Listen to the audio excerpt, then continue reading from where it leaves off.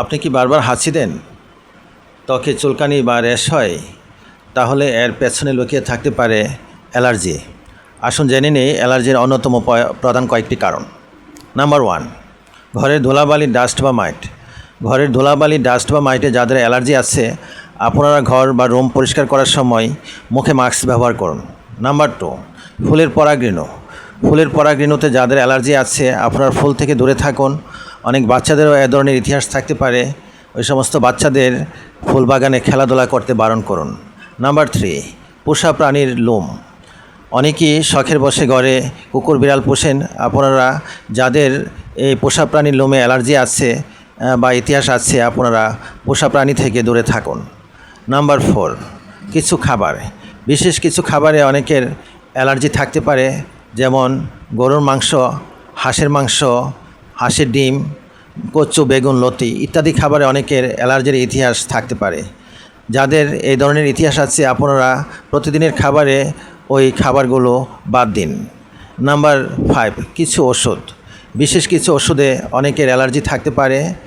খুব কম সংখ্যক লোকেরই এই ধরনের ইতিহাস থাকে, যেমন সিপ্রোফ্লক্সাসিন, অ্যাজিথ্রোমাইসিন, পেনিসিলিন গ্রুপের ওষুধে অ্যালার্জি থাকতে পারে।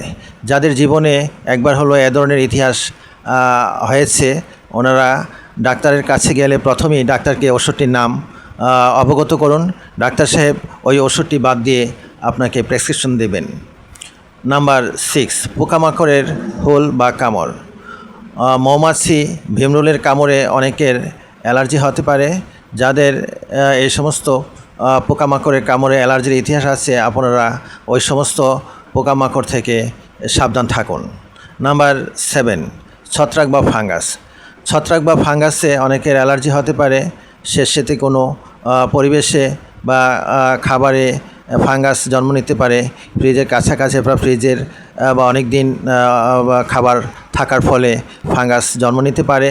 ওই সমস্ত খাবার বা পরিবেশ থেকে আপনারা দূরে থাকুন। নাম্বার 8, সুগন্ধি, প্রসাধনী, অলংকার, ডিটারজেন্ট এর মতো রাসায়নিক পদার্থ।